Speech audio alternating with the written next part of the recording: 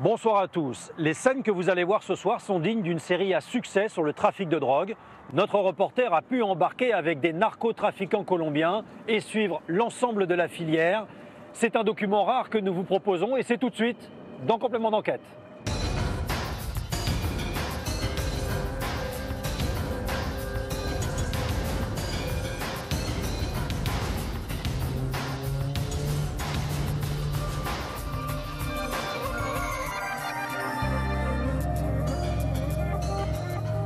Tu vois, dans chaque paquet, comme ça, il y a 100 grammes. 100 grammes, très compressés, qu'il introduit dans les poignées télescopiques de la valise. Ça, ils ne peuvent pas le détecter, c'est sûr. Dis-moi, tu connais les effets que produit cette drogue sur les gens? Ah, moi, mon ami, moi je suis un travailleur. Je sais que celui qui consomme peut avoir des soucis, mais c'est le problème de celui qui consomme. Je sais qu'il y a beaucoup de produits chimiques.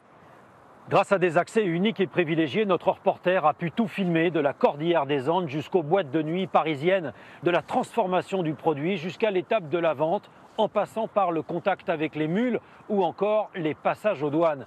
Un périple qui passe par le Pérou, la Colombie, le Brésil ou encore, et c'est nouveau, par plusieurs pays d'Afrique.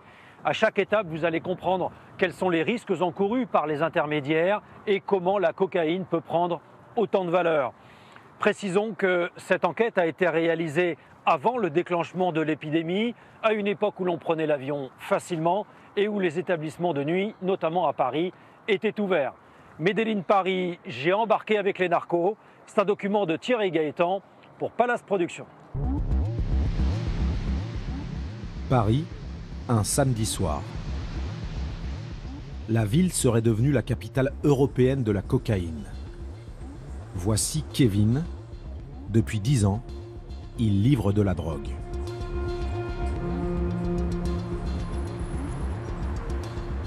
Là, j'ai une soirée, tu me suis. Je t'invite, je te paye un coup. Là, c'est une livraison et c'est fait en même temps. Il a accepté que je l'accompagne dans sa tournée. Il a rendez-vous dans une discothèque au centre de Paris. Aucun problème pour rentrer. Notre homme connaît les videurs et même le DJ. Première étape, un tour aux toilettes. Le dealer est aussi consommateur. Quand en soirée, ça se passe comme ça. Pour tenir la route, pouvoir vendre toute la nuit, travailler, là, tu es obligé de faire ça. Malheureusement, la vie.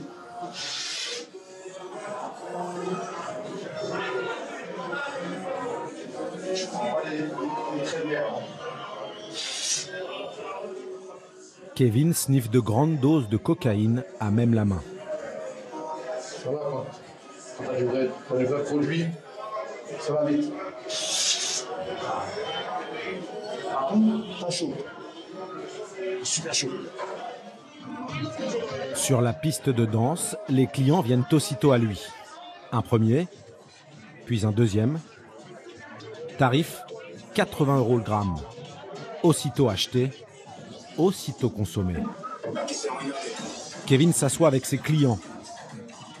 Chacun fait son rail sur son téléphone portable et sniffe avec une paille de fortune. Les 4 amis consomment à la vue de tout le monde. Ils ont la trentaine, ils travaillent et le week-end, ils veulent s'éclater.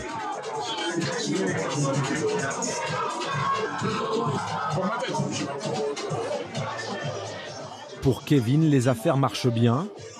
2 heures plus tard, le dealer remonte aux toilettes pour faire les comptes. J'en ai mangé, bon, il m'en reste encore 4. 4 grammes, j'ai envie de les faire partir. J'aime pas partir. Ça, c'est une bonne soirée.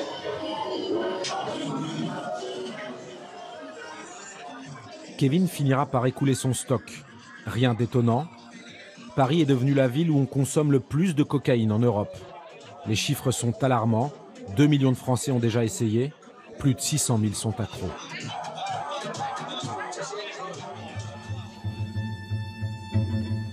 Je m'appelle Thierry. Je suis reporter et j'ai l'habitude de travailler seul. Voilà plus de 15 ans que j'enquête sur ces trafics. J'ai grandi en Colombie et un de mes amis d'enfance est devenu un important narcotrafiquant. Après des années de discussions, il a fini par accepter de m'ouvrir son réseau. Vous ne le verrez pas, mais il m'a confié à ses employés, ses petites mains. Beaucoup ont accepté de témoigner à visage découvert. Vous allez suivre avec moi la nouvelle route de la cocaïne. Depuis la jungle colombienne, où elle est fabriquée, jusqu'à Paris, où elle est consommée, en passant désormais par l'Afrique. À cheval sur 3 continents, cette multinationale de la drogue nous a ouvert ses portes et montré ses petits secrets.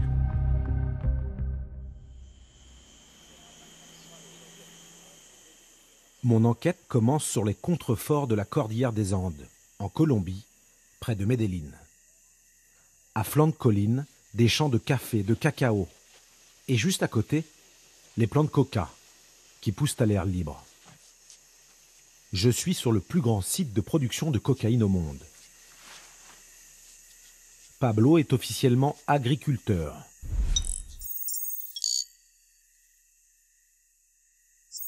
Aux yeux des autorités, il produit du cacao, mais comme tout le monde ici, c'est avec la cocaïne qu'il gagne sa vie. Tu récoltes tous les jours? Non, pas tous les jours. Que lorsqu'il y a besoin. C'est ce que l'on fait le plus ici. C'est avec ça qu'on gagne le plus d'argent ici. C'est grâce à cette plante que l'on survit en Colombie. Les gens vivent de ça. C'est rentable? C'est le plus rentable. Regarde, les champs de cacao que tu vois là-bas nous donnent juste de quoi manger, même avec 10 ou 20 000 arbres. Pablo va immédiatement transformer ses feuilles de coca en poudre blanche. Son petit laboratoire est installé dans une clairière, à l'abri des regards. Les hélicoptères de l'armée qui patrouillent ne peuvent pas le repérer. Ici, on est bien planqué. L'armée ne vient jamais? Jusqu'à présent, ils ne nous ont pas trouvés. On est bien planqué dans ce coin. Si un jour ils viennent ici, j'irai travailler ailleurs. Ce grand sac de feuilles de coca vaut une dizaine d'euros. Mais Pablo va lui donner de la valeur. L'agriculteur se transforme en chimiste. Les feuilles de coca sont d'abord broyées, finement. Ensuite, ils ajoutent une série de produits très étonnants. C'est du ciment pur. Une fois mélangé aux feuilles, le ciment est humidifié et le tout placé dans un baril. C'est là que Pablo ajoute plusieurs litres d'un liquide qui empeste. Qu'est-ce que c'est? C'est de l'essence. Combien de temps tu laisses comme ça? Il faut laisser reposer pendant 2 heures. L'essence fait ressortir les propriétés de la feuille. Et ensuite, on va mettre de l'eau et de la soude caustique. Ça, c'est de la soude caustique. Fais attention, je l'ouvre. C'est quelque chose de très dangereux. Ça brûle vraiment la peau. La soude caustique, un produit utilisé pour déboucher les lavabos ou les toilettes. Elle est destinée à détruire les résidus d'essence et de ciment. 2 heures plus tard, le mélange est filtré. Ce qui a de la valeur, c'est ce liquide qui contient les propriétés de la feuille de coca. Le reste part à la poubelle. Et maintenant, la touche finale, un doigt d'acide sulfurique qu'on trouve dans les batteries de voitures. Pablo nous prépare un petit échantillon. C'est ça qu'il faut prendre. C'est la base. La base prend alors une couleur laiteuse. Après quelques heures d'évaporation, Les cristaux sont prêts. Il ne reste plus qu'à les broyer pour les transformer en poudre. Le kilo de cocaïne qu'il vient de fabriquer vaut désormais 800 €.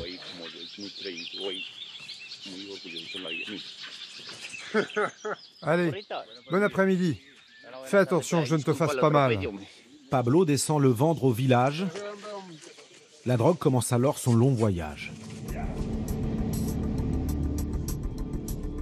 On m'a donné rendez-vous à l'extrême sud de la Colombie, à Leticia, en pleine forêt amazonienne. La ville est un repère idéal pour les trafiquants, car elle est placée à un carrefour stratégique aux confins de 3 frontières, la Colombie, le Pérou et le Brésil. Cette petite ville de 40 000 habitants abrite le plus gros port colombien sur le fleuve Amazon. C'est ici que l'on croise tous les transporteurs de la région, mais aussi quelques touristes en quête d'exotisme. J'ai environ une quinzaine de touristes aujourd'hui qui viennent des Pays-Bas, d'Allemagne, de France et de Suisse. C'est dans ce bar du port que j'ai rendez-vous avec 2 hommes. Ils sont censés me prendre en main. L'homme au maillot blanc s'appelle Miguel. Il dirige le réseau local, une dizaine de garçons. C'est l'homme de confiance du grand patron. Pedro, en bleu, est le convoyeur. Il est responsable du transport de la cocaïne jusqu'au Brésil. Les 2 hommes fêtent leur dernière soirée en Colombie. Demain, ils vont gérer une très grosse livraison. Pour le moment, ils n'ont guère envie d'en parler. Je les suis quand même jusqu'à l'embarcadère. Demain, tu le retrouveras dans sa cabane au Pérou. Ok? Dans sa cabane? Oui, dans sa cabane. Et ensuite, vous me rejoindrez tous les 2 au Brésil et je pourrai te parler là-bas. Je t'expliquerai tout ce que tu veux, mais là, tu vois, on fait la fête. Alors on se voit au Pérou demain? Demain, tu retrouveras Pedro au Pérou. Tu me l'amèneras demain au Brésil, hein? Oui, oui. Pour le moment, on doit partir. Et s'il te plaît, arrête de filmer. D'accord, d'accord. Allez, salut les gars. Ciao, ciao!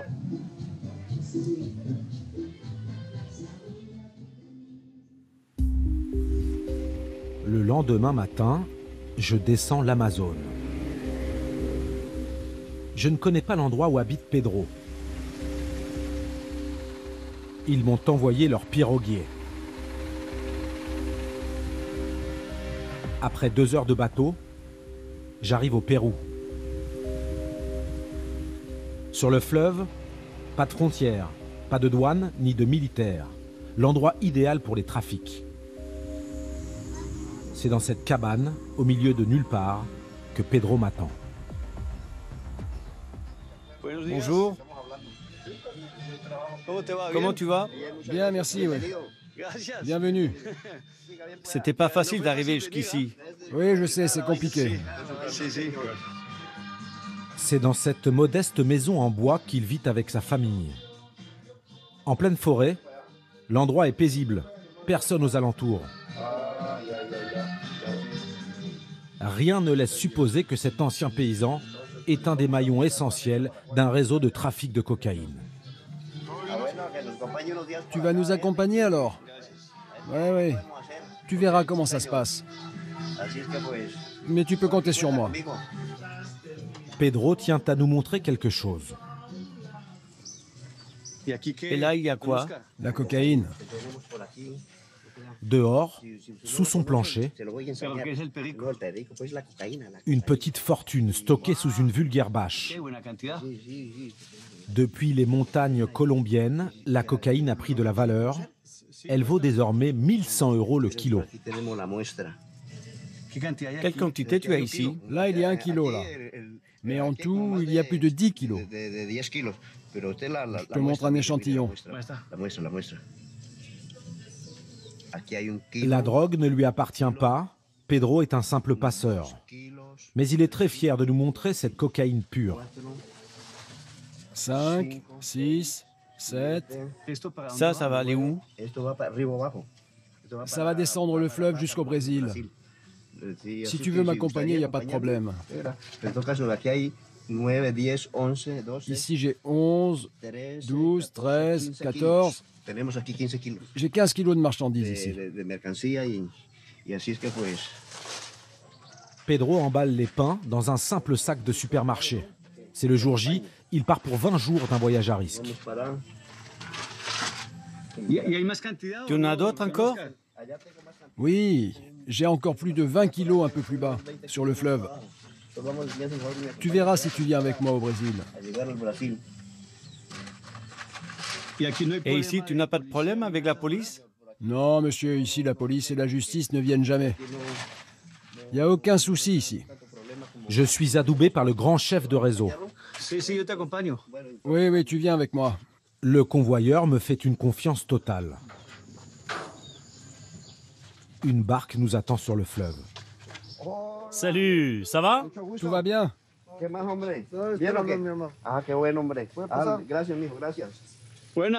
Lui, il vient avec moi, il n'y a pas de problème.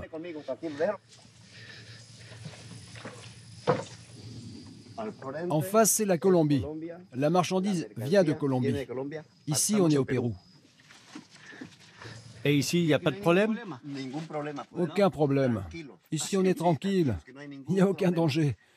Tu vas m'accompagner. On va partir jusqu'au fin fond du Brésil. Tu as toute la marchandise? Bien sûr. Regarde. Voilà 12 ans que Pedro, le vieux paysan, est devenu convoyeur. À chaque voyage, il risque plusieurs années de prison, mais selon lui, il y a peu de chances qu'il soit arrêté. Je vis de la cam, de la coke. Moi, je vis de ça. Par ici, la police ne te dérange pas. Si jamais tu te fais arrêter, c'est parce que tu as été balancé. Du reste, personne ne te dérange. Je trafique aussi des armes quand je ne fais pas de la coke, tu comprends?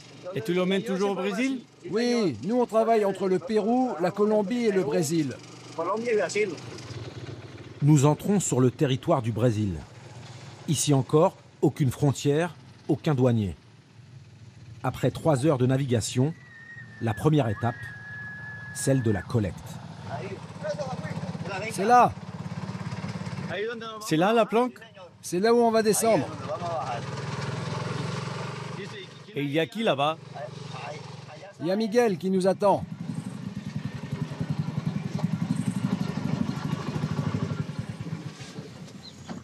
Nous posons le pied sur le sol brésilien. Miguel, le grand chef du convoi, nous accueille. Salut, ça va Pedro? Comment ça va? Tout va bien? Tu m'as amené combien là? Il faut qu'on arrive à 100 kilos. Attention, c'est lourd. Au bord du fleuve, une maison abandonnée. Avant leur grand voyage, c'est là que Miguel et ses hommes collectent les livraisons des petits passeurs. Leur stock est impressionnant. Bonjour. Bonjour. Salut. Enchanté. Tout va bien? Je peux continuer? Il y a une grosse quantité ici. Et ce n'est pas tout, il y en a encore. Et dans les sacs, il y en a aussi? Bien sûr. Et on attend encore 100 kilos. On a la meilleure qualité. Regarde ça. Et tout ça vient de Colombie? Oui, de Colombie. C'est la meilleure. Et ça va partir dans le monde entier.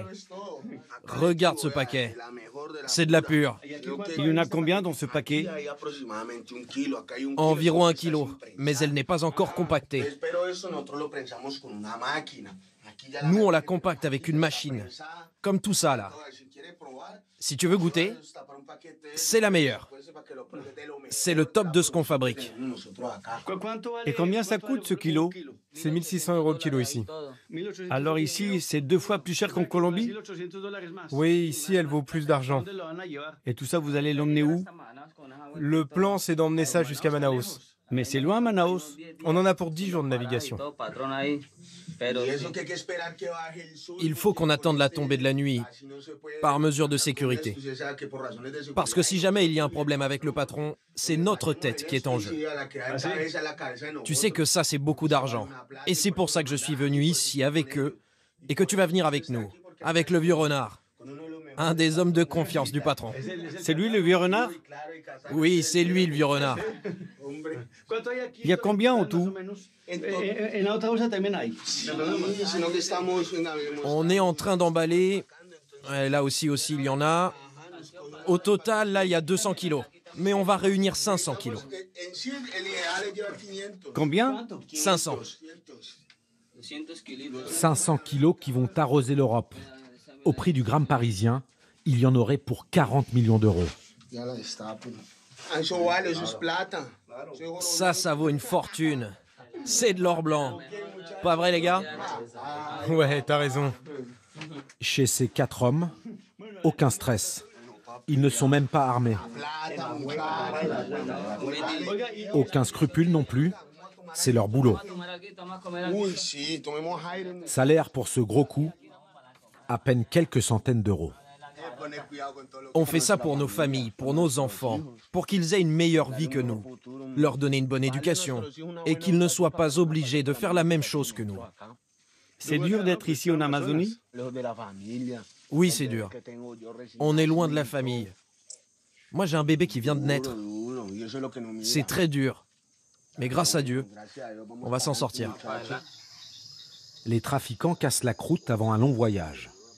10 jours sur le fleuve pour rejoindre Manaus, puis 10 jours en voiture pour atteindre São Paulo. Il ne faut plus tarder. Le danger ici, c'est moins la police que les animaux sauvages qui, à la tombée de la nuit, viennent boire sur les rives du fleuve. Il y a beaucoup d'animaux dangereux ici. Le soir, il y a des boas, des tigres, des pumas. Ici, on est dans le pire endroit de l'Amazonie. On attend qu'il fasse nuit? Oui, exactement. Tu sais, ici, il y a des patrouilles de l'armée qu'il faut éviter. 19 h, nuit noire. Le moment du grand départ. Je filme avec une caméra infrarouge. On n'a pas oublié un paquet par terre? On a tout, vérifiez bien. Hein. Allez, on y va. On va réussir, mon ami, on va prendre le pognon. C'est de l'or blanc.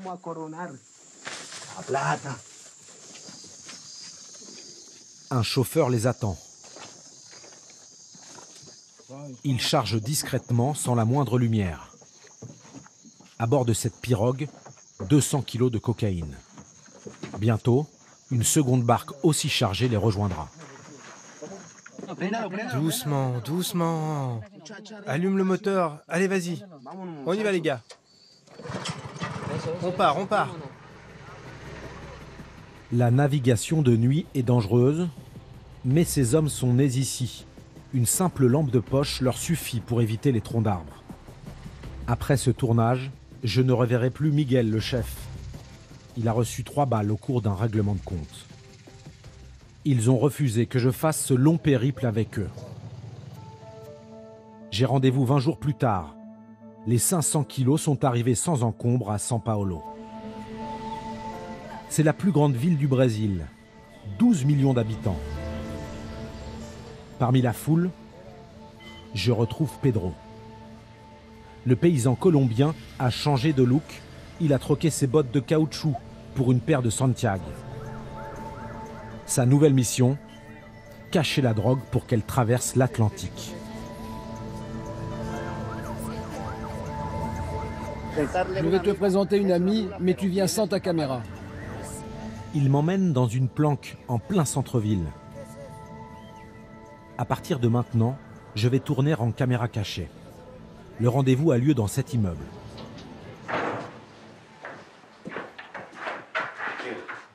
C'est un bel appartement? Oui.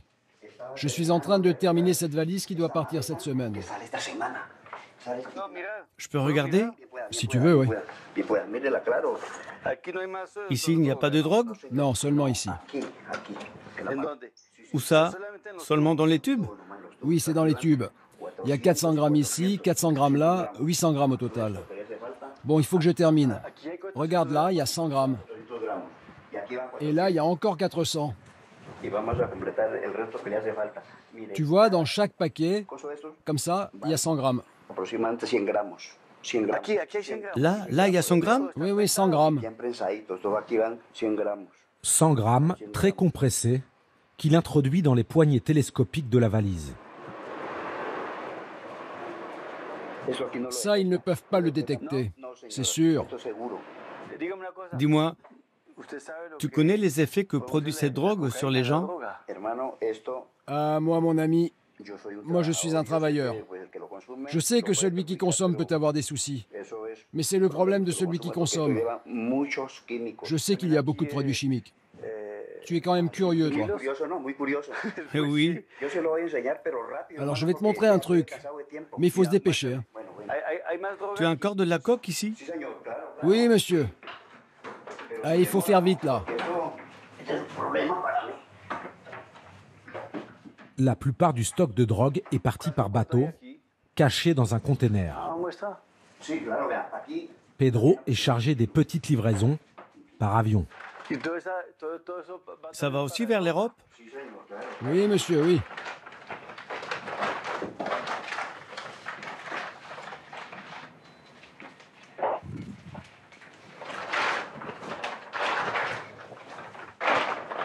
Et là, il y a 7 kilos. Mais Pedro n'a pas le temps de nous en dire plus. Qui est-ce? Qui est là? Ah, comment tu vas? Vas-y, rentre. Je te présente un ami de confiance. Carmen est ce qu'on appelle une mule. La quarantaine, souriante, une mère de famille, au-dessus de tout soupçon. Enchanté. Ne t'inquiète pas, tu peux avoir confiance. Pas de souci avec moi. Tu as mon truc? Elle est prête, la valise? C'est prêt. Regarde. Là, il y a 400 grammes. Là, encore 400 grammes. Et tu peux être tranquille parce que c'est complètement indétectable.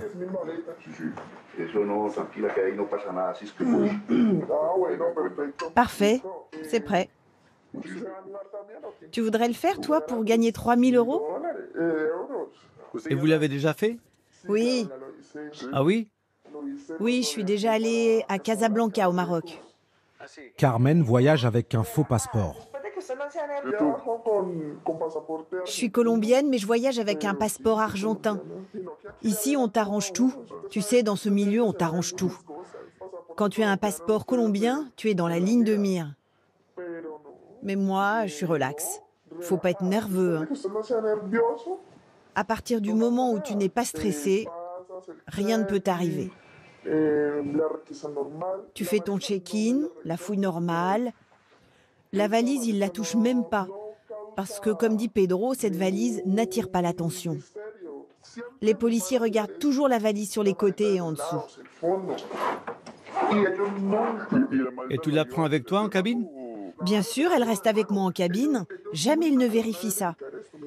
Ils vont déchirer devant, sur les côtés, mais jamais les tubes. Car la cocaïne est bien pressée et au scanner, c'est opaque. C'est de l'argent facilement gagné. Tu fais des voyages, tu prends l'avion. Je voyage comme une touriste. Et tu te sens tranquille? Oui, normal, comme une touriste. Et voilà.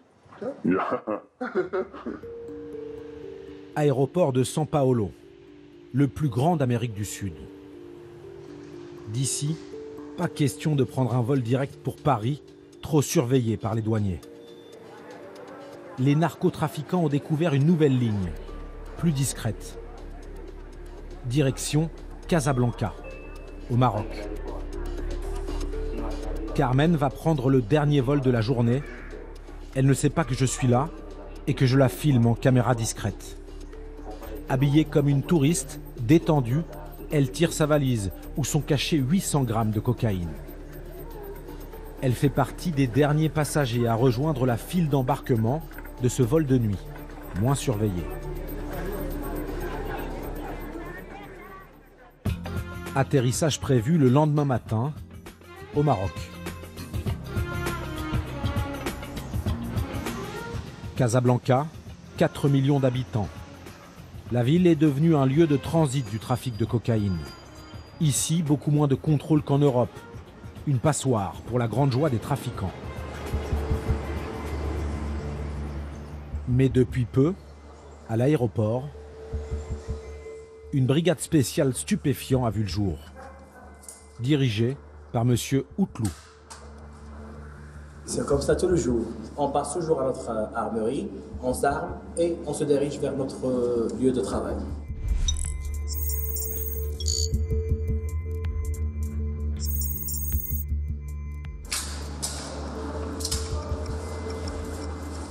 La brigade au grand complet est sur le pied de guerre, car le vol quotidien en provenance de São Paulo vient juste d'atterrir. Presque à chaque fois, des mules voyagent parmi les passagers. Les 2 semaines passées, on a eu 3 saisies successives de cocaïne. Des personnes qui portent de la cocaïne dans leurs estomacs.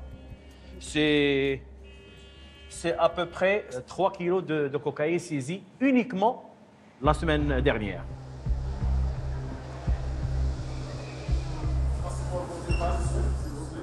À peine débarqués, les 300 passagers sont scrutés. C'est ce qu'on appelle le profilage. Puis la police s'intéresse aux bagages. D'abord la brigade canine, puis les inspecteurs qui ouvrent la moindre valise suspecte. Les bagages à main, eux, sont passés au scanner. Carmen, notre mule, n'est pas sur ce vol. Mais selon elle, la cocaïne cachée dans les tiges de sa valise serait indétectable au rayon.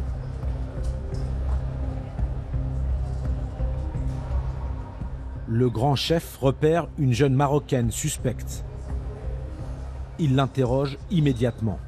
Et nous avons une dame, quand elle fait le profil, c'est une dame qui a des réponses qui ne sont pas tout à fait cohérentes. L'objectif de son voyage là-bas n'est pas tout à fait clair. Donc ça nous donne des points de souci, de pistes. Voilà, des pistes à voir. Bien sûr, on va aller jusqu'au bout avec elle pour s'assurer qu'elle ne porte absolument rien. Pour vérifier qu'elle ne camoufle aucun produit interdit, la jeune femme est priée de passer au rayon X. Il n'y a rien de suspicion. Elle va continuer son voyage sans aucun problème. Ce jeune Brésilien a lui aussi attiré l'attention de la brigade des stupes.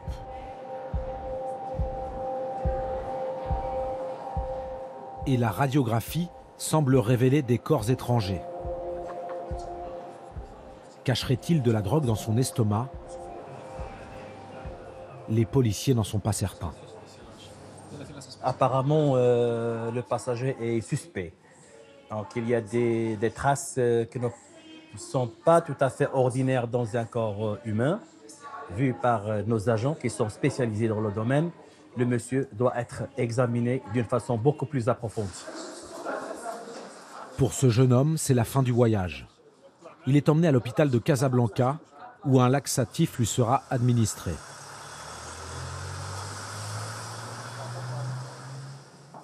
Au même moment, un autre suspect interpellé la veille, un jeune Brésilien lui aussi, revient de l'hôpital. Voilà ce que les médecins ont trouvé dans son corps. Il y a 81 capsules, mais le poids, on va le savoir immédiatement. Alors le poids, c'est 910 grammes. Près d'1 kilo dans le ventre. Les policiers s'assurent maintenant du contenu de ces capsules grâce à un test chimique.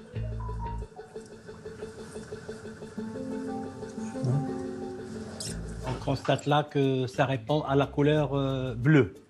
Il est testé positif à la cocaïne, mais cela reste un travail préliminaire qui sera confirmé, bien entendu, à partir de notre laboratoire au niveau du Grand Casablanca. C'est le 320e passeur arrêté par la brigade. Vous lui enlevez le menottes. Ce jeune Brésilien de 22 ans se rendait à Paris. Il est photographié avec sa cargaison. L'interrogatoire va commencer. Les policiers ont fait venir un traducteur portugais. On veut savoir d'où il a eu cette matière. Monsieur Outlou aimerait bien remonter la filière. Il a été remis par un Brésilien. Il ne sait pas son nom, il ne sait pas son identité. Elle a dit que son nom, c'est le patron. Patron. Le nom patron, c'est lui qui a lui donné de la cocaïne. Est-ce que vous avez les contacts de ce monsieur patron. J'ai au contact de Brésilien qui traite le cocaïne. Il a dit qu'il a son contact, de Brésilien qui a lui donné le cocaïne, il a son contact. C'est à Paris. À Paris. Donc c'est Paris qui a été visé par cette quantité de cocaïne. En général, les mules ont très peu d'informations. Le Brésilien n'a croisé qu'une seule personne qui lui a remis la cocaïne et promis une jolie somme à son arrivée. C'est contre combien d'argent vous allez déposer ça? Em euro, mais ou menos. Em euro, era 700. Il a dit à peu près 7 000 euros. 7 000 euros. Le jeune homme ne touchera évidemment pas un centime, mais il va passer ses prochaines années dans les prisons marocaines. Monsieur Oudlou en est à plus de 900 kilos de cocaïne saisie. Les prises les plus récentes sont stockées dans cette simple armoire. Tout ça, c'est de la cocaïne. Ce sont des capsules qui ont été ingérées par des trafiquants et qu'on les a interpellés ici au niveau de l'aéroport Mohamed V. Et comme vous voyez, il y a vraiment des centaines de capsules là. Toute cette cocaïne, en fait, elle provient d'Amérique du Sud? Oui, toute la cocaïne, ça provient de l'Amérique du Sud, directement vers l'Europe. Il y a des capsules qui sont ingérées. Il y a aussi sous forme de poudre, là, comme vous voyez là. Pour passer la douane, certains trafiquants ne manquent pas d'imagination. D'un ressortissant latino-américain, il a débarqué ici chez nous à l'aéroport avec une quantité de cocaïne sous forme de tissu imbibé de cocaïne. Donc, d'un poids total de 5 kilos de cocaïne.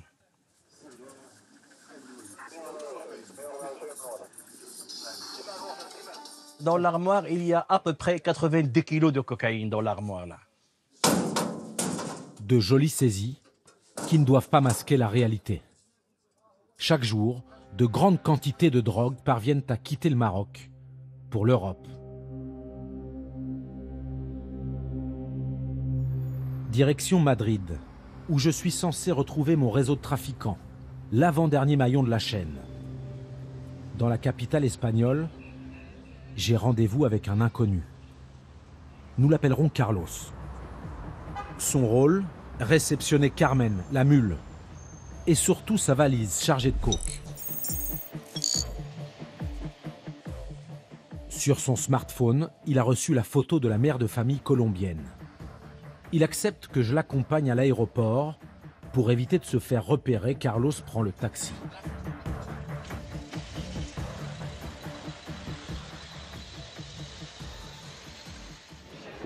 Tu as vu les vols? Oui, il arrive à 11h55.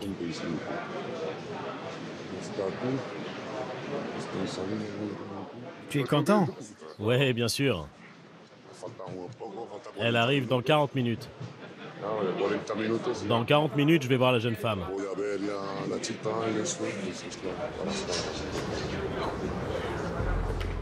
Carlos est arrivé à l'avance parce qu'il joue gros. Pas question de rater la sortie des passagers. Il n'a pas les coordonnées de Carmen. Ils ne se connaissent pas. A-t-elle réussi à passer les contrôles de la douane? Tout va bien?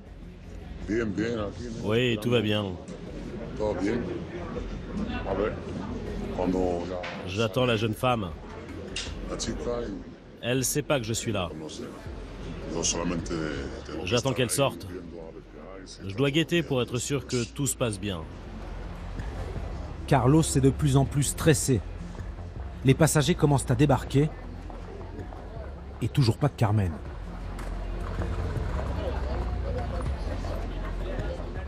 Tu es nerveux? Oui, toujours. À chaque fois que je viens chercher une mule, il y a l'adrénaline qui monte. La crainte de Carlos, que la mule soit aux mains des policiers espagnols.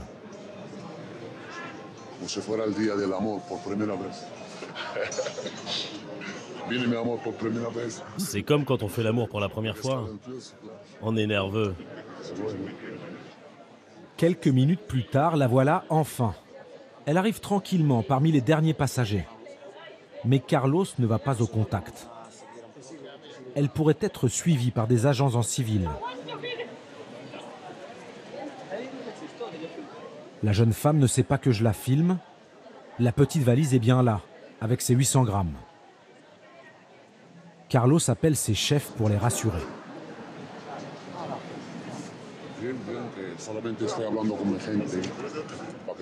Je rassure mes potes et je leur dis que tout est OK, que je suis toujours en train de la guetter. Elle va prendre un taxi?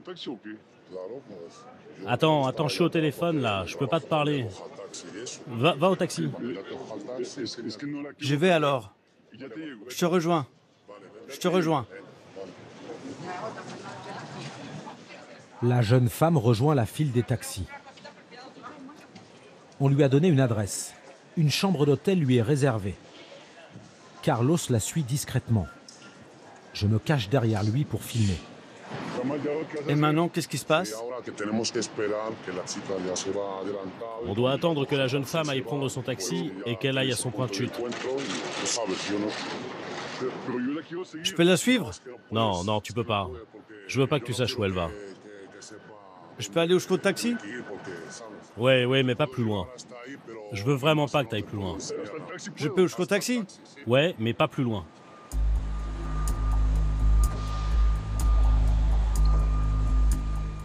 La mule ne sait pas du tout qu'elle est surveillée. Une fois à son hôtel, un complice viendra récupérer sa valise. Elle est arrivée. Ensuite, elle restera à Madrid quelques jours comme touriste pour ne pas éveiller les soupçons.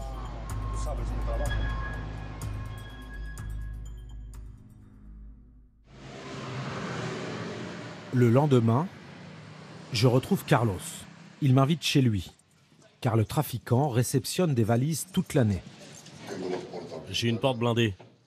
Entre. Elle est blindée? En attendant les instructions, il stocke tout chez lui. Carlos a mis au point un système astucieux sur l'œilleton qui lui permet de voir ce qu'il se passe dans le couloir. Ça se vend facilement la cocaïne ici? Oui, c'est très facile. Sur la table, Carlos est en train de désosser une valise arrivée sur un autre vol. Il y en a combien? Combien il y en a? Il y en a 800 grammes. 800 grammes qui sont planqués dans les tubes. Bien. J'étais en train de le démonter, mais comme la fille est arrivée, je me suis arrêté. Tu vas la sortir? Oui.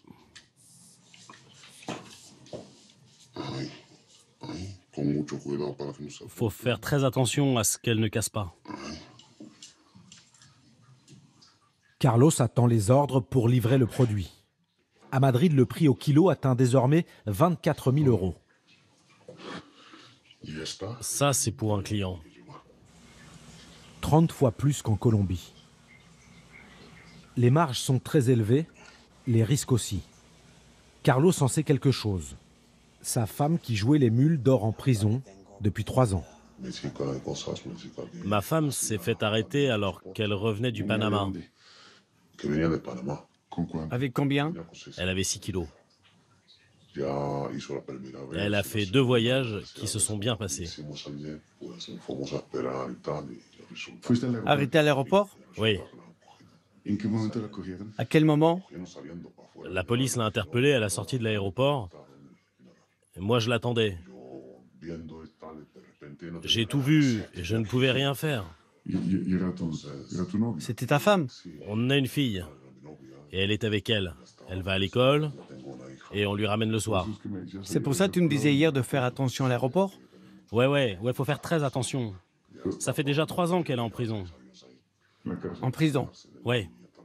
Mais maintenant, ma fille a l'âge d'aller à l'école. Donc ma fille peut sortir, mais elle peut sortir seulement pour aller à l'école. Mais bon, j'aime pas trop parler de ça.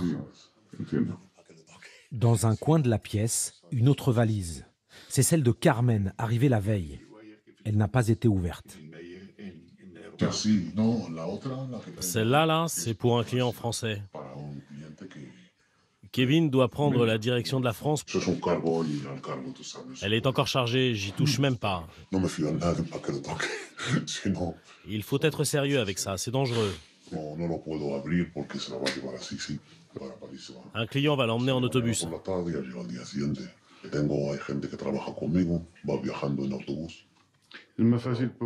C'est plus facile en bus?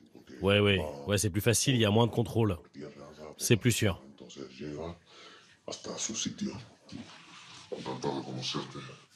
Merci. Merci pour ton témoignage. Dans 2 jours, cette valise atteindra sa destination finale, Paris. C'est ici que j'ai rendez-vous avec Kevin, le dernier maillon de la multinationale de la cocaïne que je suis depuis la Colombie. Je dois le retrouver dans un petit hôtel discret. À peine rentré de Madrid, il commence par vérifier la qualité de la marchandise, qu'il a payé 29 000 € le kilo.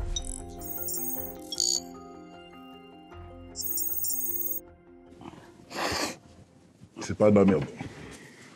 De la cocaïne pure que Kevin va commencer par couper. J'ai une coupe, ça s'appelle le Turbo S, exactement. C'est quoi Turbo S? C'est une base de caféine, en fait, c'est de la caféine. Et ça permet de ne pas faire du mal aux gens. Mélanger la cocaïne avec un produit moins cher, ça permet surtout à Kevin d'augmenter ses bénéfices. Ça permet sur 100 grammes de gratter à la rigueur 20 grammes. Ça permet d'alléger un peu le produit, parce que ce produit est un peu fort, c'est un produit qu'on ne peut pas taper forcément. Et c'est pas tout le monde qui peut le taper. Comme la qualité, elle est super bien, même en la coupant, en fait, ça se voit pas qu'elle a été coupée. Du coup, le produit reste toujours nickel. À sans force, là. À plus le kérosène, c'est ça le pire. De toute façon, c'est ce que les gens, ils aiment. Cette fois, la cocaïne n'est plus pure. Coupée avec 20% de caféine, Kevin tient à la goûter à nouveau. Je me fais une petite trace pour voir le produit, comment je l'ai coupé, à quelle ampleur, s'il passe toujours ou pas. Là, elle est bonne, ça. C'est pas de la dope. Et là, je vais commencer à faire des petits grammes. Des pochons d'1 gramme qu'il revendra à l'unité à ses clients parisiens. Il faut être super précis dans ce business-là. Voilà, 1 gramme 1. Et on rajoutera encore un peu plus en comptant le plastique. Voilà, comme ça, du coup, on est correct. Et donc, ce gramme-là, vous le vendez à combien? Je le vends exactement à 80 €. Parce que bon, il y a 1 gramme et la qualité, elle est là. Et à Paris, les clients ne manquent pas, surtout le week-end. Par jour, je peux en vendre avoir 20 grammes par jour. C'est qu'en gros, 100 grammes, ça va super vite. C'est quand même beaucoup, 20 grammes par jour. Quand on vous appelle pour 3, 4, 5, 6, ça va, on s'en rend pas compte. Hein. Même des fois, même pour moi, je suis dépassé. Des fois, ça arrive d'en vendre 10 ou 20 d'un coup. C'est qui les acheteurs? Ça atteint tous les niveaux de la société. Hein. Que ça soit du plombier, avec ce que tu veux. Que ce soit même des sportifs. Même un juge d'instruction qui m'en demande. C'est-à-dire, ça va très loin. Vous avez un juge qui vous achète? Ouais. 1 fois par semaine, régulièrement. À mon avis, avec le travail qu'il a, avec le stress qu'il a, c'est compréhensible. De temps en temps, il se prend une petite trace. La cocaïne est un produit rentable. Le prix de vente représente 3 fois le prix d'achat. Cette semaine, Kevin va écouler ses 100 grammes. Sur un 100 grammes que j'ai acheté à 29. À 29, c'est-à-dire 2900 €? 2900 €, c'est bien ça. Ça veut dire que du coup, je fais un minimum 9000 € dessus. Minimum. Voilà. 9000 € de recettes pour 100 grammes vendus. Cela fait 6000 € de bénéfices cette semaine. À Paris, ça s'arrête pas. Ça s'arrête pas. Là, j'ai quelques minutes de répit. Ça fait un peu de bien. Des fois, ça arrive de même pas avoir le temps de manger déjà. Regardez, ça commence déjà. C'est un acheteur. Allô? Allô? Oui, allô, bonsoir, comment tu vas? Salut, ça va? Ça va et toi, comment tu vas? Ça va, ouais. Dis-moi tout. Dis-moi, c'est urgent, là, j'ai une petite soirée et tout, là, tu peux venir, urgent? Ok, mais par contre, il fallait quoi? Je ramène quoi en bouteille de chardonnay? Bon, on est nombreux, 4-5 bouteilles, ça plaît. Ok, ça marche nickel, ok, ça marche. Chardonnay, un nom de code pour la cocaïne en cas d'écoute policière. Tu m'envoies juste l'adresse, hein, et je décolle. Allez, ciao. Merci. Je t'en prie. Vous voyez, il y a de la demande. C'est un client? C'est un client. Et il est pressé. Ils n'aiment pas attendre. Bah, d'ailleurs, je vais m'en faire une petite. Mais là, ça fait 3 fois que vous en prenez. Ouais, juste pour tester le produit, pour rester en PV, parce que j'ai un petit coup de barre. Kevin semble complètement accro à son produit. Il prépare son stock pour la soirée. Je pense que ce soir, on va en faire juste 15 ou 20. Juste la soirée. Hein. On va se faire une petite tournée. Je vous suis. Avant ça, encore un petit dernier pour la route. Bon, t'es prêt là? Oui. Je vais appeler le chauffeur. C'est-à-dire? C'est prêt, je suis comme un livreur de pizza. C'est-à-dire du coup, on passe plus inaperçu en étant dans les voitures. Des chauffeurs qui nous déposent, c'est plus simple, plus discret. Et la tôle, ça vous fait pas peur? J'ai déjà fait quelques années, mais bon, j'ai pas envie de récidiver. Du coup, quand il n'y a pas le choix, on sait faire que ça, et on fait ça. Je vous dis quoi? C'est la vie, hein. Il y en a qui ont choisi de rester dehors, il y en a qui deal, il y en a qui braquent, il y en a qui volent. Chacun son truc, quoi. Allez, let's go, on y va. À 30 ans, Kevin n'a jamais eu de travail honnête. La vente de drogue, il ne connaît que ça. Ça va le soir. Ça roule par ici. La tournée commence. Le chauffeur de taxi ne se doute de rien. Premier rendez-vous, place du Trocadéro. C'est parti. C'est où le rendez-vous? C'est juste sur mais tu t'arrêtes au niveau du feu rouge, je reste un peu plus loin. D'accord. Je vais filmer la transaction à distance. Face à lui, le client l'attend, tranquillement. Ils se font la bise. Visiblement, c'est un habitué. Les deux hommes ne se cachent pas. L'échange va avoir lieu dans la rue, en quelques secondes, en toute décontraction.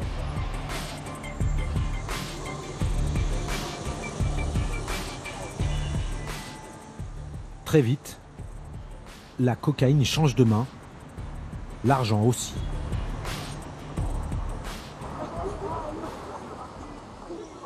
C'est nickel, impeccable. C'est-à-dire? Ils ont dit 5 grammes, 400 €. Tu nous as payé? Heureusement, c'est quoi ça? Je peux pas faire? Heureusement. Attends. Vous avez d'autres livraisons? On a pas mal. Je suis invité à une soirée, il y a du monde à voir un peu. C'est un peu des gens IP, il y en a qui sont un peu connus, ils n'ont pas envie de... Voilà, se faire filmer. Il faut être discret à ce endroit-là, tu vois, ils n'ont pas envie de se faire remarquer. Une petite soirée détente, boire un petit coup en même temps, et aussi.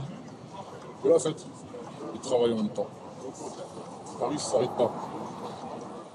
Ce soir-là, Kevin écoulera 15 grammes de cocaïne aux 4 coins de Paris. À 80 € la dose, depuis la jungle de Medellín. Le prix de la poudre blanche a été multiplié par 100. Stéphanie Charbonnier, Marie Geoffrey Roustide, bonsoir. Merci à toutes les deux d'avoir accepté notre invitation. Madame Charbonnier, vous êtes la patronne des stupes. Vous dirigez l'office anti-stupéfiants. Et Madame Geoffrey Roustide, vous êtes sociologue, chercheur à l'INSERM. Avec vous, on va parler des chiffres et de la consommation de la drogue en France. Tout d'abord, une question d'actualité. Est-ce que la période que nous traversons, couvre-feu, confinement, fait que vos services ont moins de travail aujourd'hui ? Alors l'OFAST, qui aujourd'hui est créé depuis un an, a eu un an au 1er janvier 2020, n'a pas moins de travail malgré la crise sanitaire que nous traversons, malgré les périodes de confinement que nous avons traversées à plusieurs reprises ces derniers mois. La lutte contre les trafics de stupéfiants reste actuellement très intense sur le territoire français. Elle reste la même. Est-ce que cependant la baisse du trafic aérien, on voit dans cette enquête que les passeurs se servent des avions de ligne, Est-ce que cette baisse du trafic aérien qui est mondiale a modifié l'acheminement de la drogue? La fermeture de l'aéroport d'Orly durant plusieurs mois a effectivement porté un coup d'arrêt au trafic de stupéfiants par la voie des passeurs aériens. Néanmoins, le trafic de cocaïne s'est poursuivi avec des importations par voie de containers qui, elles, se sont poursuivies. Et d'ailleurs, il y a eu un mort, je crois, récemment, parmi les dockers du Havre. C'est une affaire qui était liée au trafic de drogue. Alors, il y a régulièrement des agressions qui peuvent avoir lieu. Nous le savons, les ports peuvent être des lieux de compromission.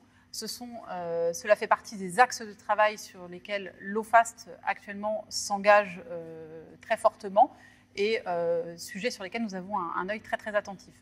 Alors, Marie Geoffrey-Roustide, vous avez travaillé sur l'inégalité, d'une certaine façon, entre les hommes et les femmes face à la consommation de la cocaïne. Est-ce qu'on peut dire que la cocaïne est une drogue d'homme?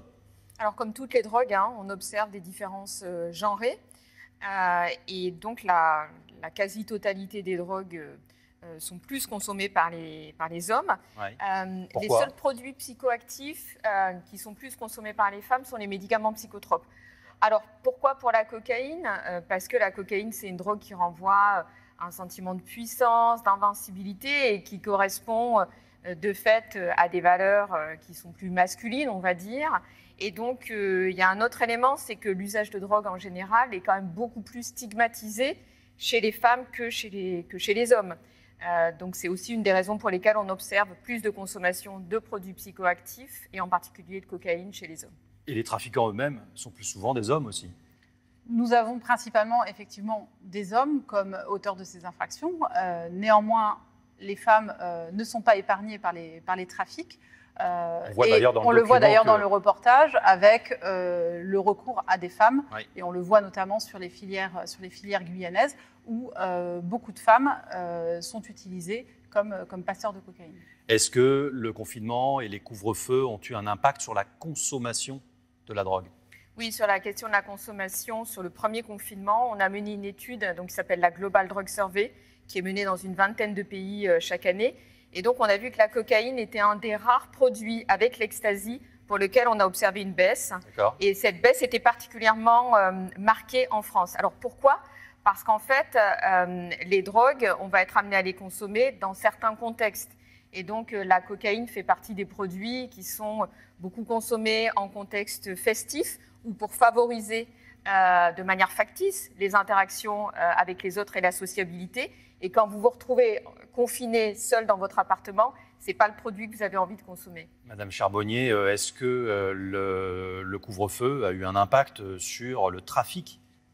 Alors, le confinement a effectivement eu un impact sur le trafic. Il a d'abord désorganisé l'activité des trafiquants eux-mêmes qui se sont retrouvés face à une situation complètement hors du commun, avec des difficultés de circulation, avec une présence sur la voie publique qui s'est révélée être suspecte durant la première phase de confinement.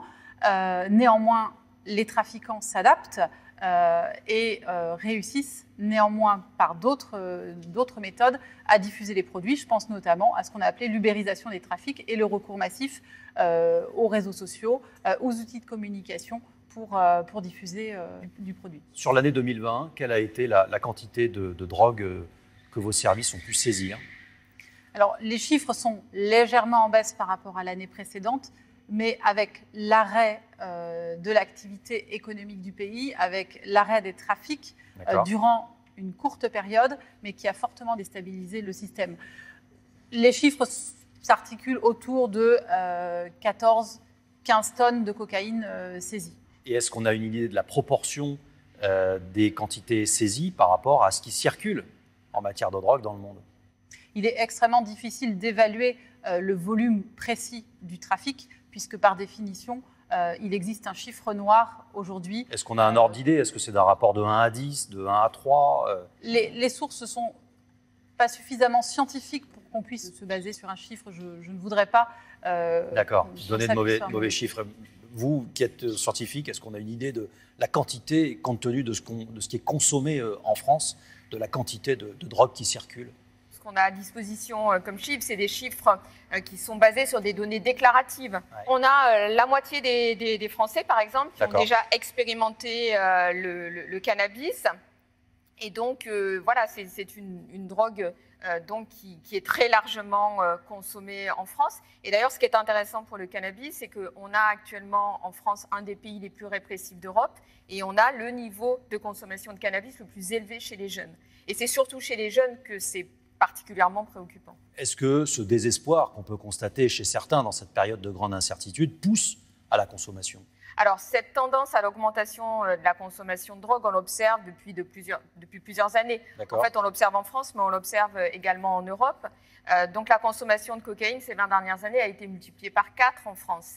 Et donc, ce qui est particulièrement préoccupant, c'est qu'elle a été multipliée par 4 donc en population adulte. Mais quand on regarde le niveau de consommation chez les jeunes de 17 ans, c'est une drogue qui est déjà très consommée également chez les jeunes de 17 ans. Alors, on a aussi l'idée d'une cocaïne qui n'est pas forcément dangereuse. Peut-être qu'il faut quand même rappeler que c'est un produit qui tue chaque année un certain nombre de gens. Quelle est la dangerosité de toutes les drogues ? Est-ce que vous pourriez nous donner comme ça une sorte de classement des drogues les plus dangereuses ? Alors, des scientifiques, et en particulier des neurobiologistes, ont fait ce classement, en particulier un scientifique anglais qui s'appelle David Nutt, et il a montré que la drogue la plus dangereuse, c'est l'alcool. De très loin, on a actuellement en France 50 000 décès par an liés à l'alcool. Et donc, en fait, quand on regarde le classement de la dangerosité des drogues d'un point de vue scientifique, on voit que les produits illicites, en particulier le cannabis, arrivent très loin après l'alcool. En revanche, sur la question de la cocaïne, je pense que ce qui est très important, c'est de déconstruire les imaginaires sociaux. La cocaïne est en effet une drogue qui est perçue comme peu dangereuse parce que liée au milieu festif, mais il y a des usages très durs de cocaïne qui peuvent donner lieu à des troubles psychiatriques, à des problèmes cardiovasculaires et donc qui peuvent affecter le quotidien des personnes qui consomment. Madame Charbonnier, est-ce que ces tendances, vous les retrouvez parmi les saisies, parmi les enquêtes que vous menez ? Ce qu'on constate aujourd'hui, c'est une très forte disponibilité du produit, avec l'augmentation des productions en zone de production, une augmentation du nombre de consommateurs réguliers sur le territoire. On le voit également, on mesure cette disponibilité au regard des prix, puisque les prix de la cocaïne ont largement diminué ces dernières années, pour arriver à un niveau aujourd'hui de moins de 70 € le gramme de cocaïne sur le territoire français et une vente au kilo qui est également équivalente à environ entre 30 et 35 000 €. Ça veut dire quoi, cette baisse des prix ? Ça veut dire qu'il y en a plus sur le marché, que vous en saisissez moins ? C'est les règles de l'offre et de la demande, puisque comme sur le marché classique, vous avez un marché qui s'équilibre en fonction du nombre de demandeurs et du nombre d'offrants. Dernière petite question, quelle est la filière qui vous inquiète aujourd'hui? Nous, on a montré là cette enquête avec cette filière-là colombienne, mais on imagine qu'il y en a beaucoup. Il en existe beaucoup d'autres. Cette filière-là est inquiétante, c'est une route. Il en existe une autre au départ de la Guyane, à destination du territoire métropolitain. Vous avez également les importations par voie de container, quand on parle de cocaïne, qui sont également très très importantes et qui permettent d'importer de grosses quantités de cocaïne sur le territoire européen et particulièrement sur le territoire français. Donc je dirais que l'ensemble de ces filières attire notre attention et l'action qui est conduite est une action qui est globale. Merci beaucoup à toutes les deux. C'est maintenant la fin de ce complément d'enquête, mais vous pouvez nous retrouver sur n'importe quel écran grâce à l'application France.tv, mais aussi celle de France Info, rubrique Magazine. Merci à Hugo Plagnard et Clément Castex à la rédaction en chef de cette émission. C'est Caroline Durand qui m'a aidé à concevoir et préparer ces entretiens. C'est Damien Leboucher et Damien Piroli qui a réalisé ce numéro ce soir. On vous retrouve très vite. Bonsoir.